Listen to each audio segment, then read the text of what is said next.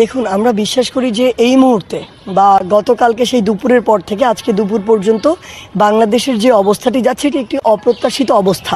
কিন্তু এখানে বাংলাদেশে একটি ট্রানজিশন পিরিয়ড চলছে।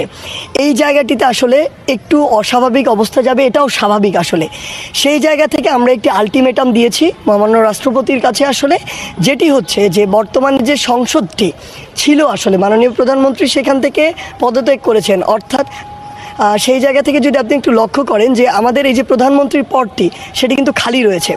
তো এখানে একটি গুরুত্বপূর্ণ বিষয় হচ্ছে এটি খালি থাকা দেশের জন্য, বাইরের জন্য সব দিক দিয়ে একটু সমস্যার। সেই জায়গা থেকে আমরা স্পষ্ট করেছি যে আজকে 3টা পর্যন্ত আমরা একটি আলটিমেটাম দিয়েছিলাম।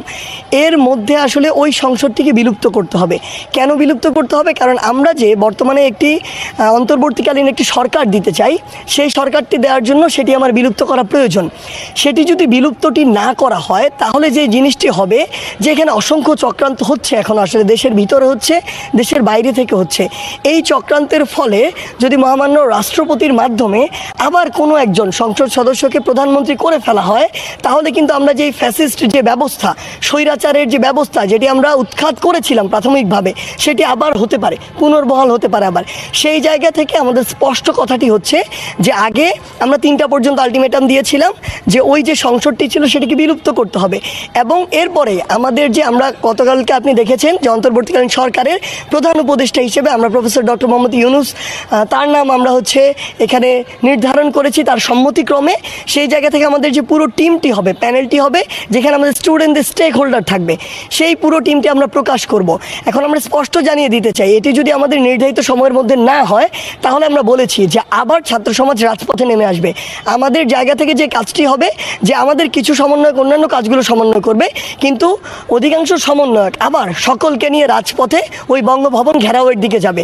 কারণ যেই একটি আসলে ক্যান্সার ব্যবস্থা থেকে আমরা এই বাংলাদেশকে মুক্ত করার প্রাথমিক পর্যায়ে এসেছি, সেটি আবার আমরা বিলুপ্ত হতে দিব না যে কোনো কষ্টে। আমরা গতকালকে যেমন পুরো বাংলাদেশ থেকে ঢাকা শহরে লক্ষ লক্ষ মানুষ নেমে এসেছিল, প্রয়োজন যদি পড়ে আবার লক্ষ লক্ষ মানুষ ঢাকা শহরে নামবে। না, দেখুন, যোগাযোগ হয়েছে, তারা বিভিন্নভাবে যোগাযোগ করার চেষ্টা করছে, কিন্তু আমরা অ্যাকচুয়ালি একটি পদ্ধতিগতভাবে অফিসিয়ালি যাব। আমরা ব্যাকডোরের কোনো গল্প আলোচনায় যেতে চাই না। ছাত্র সমাজ যত ফয়সালা করেছে রাজপথে করেছে, যত অভ্যুত্থান ঘটিয়েছে রাজপথে ঘটিয়েছে। সেই জায়গায় যা কিছু হবে অফিসিয়ালি হবে।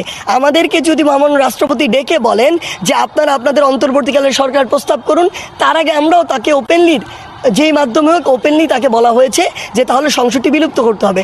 অর্থাৎ ইভেন আমরা দেখছি যে বিভিন্নভাবে সেনাবাহিনীর কথা এখানে আসছে, সেই জায়গায় থেকেও যদি আমাদের কোনো প্রস্তাব আসে, আমরা বলেছি যে পদ্ধতিগতভাবে যেটি যাওয়ার, আপনি যদি ওই বিলুপ্ত করার জন্য মহামান্য রাষ্ট্রপতির সাথে কথা বলে সেটি করতে পারেন, তাহলে পরবর্তী অন্তর্বর্তীকালীন সরকার বা কী কী পদক্ষেপ হতে পারে, কত দ্রুত নির্বাচন হতে পারে, কত সময় লাগতে পারে, কিংবা সংবিধানের কোনো অংশগুলো সংশোধন করার প্রয়োজন রয়েছে কিনা, কিংবা এই যে বাংলাদেশের নির্বাচন কমিশনের প্রতি পুরো বাংলাদেশের মানুষের একটি আস্থাহীনতা তৈরি হয়েছে, সেই আস্থাটি ফিরিয়ে আনার জন্য সেখানে কোনো পদ্ধতিগত কিংবা ব্যক্তির পরিবর্তনের প্রয়োজন আছে কিনা, সেই বিষয়গুলো নিয়ে আমাদের তখন আলোচনা হবে।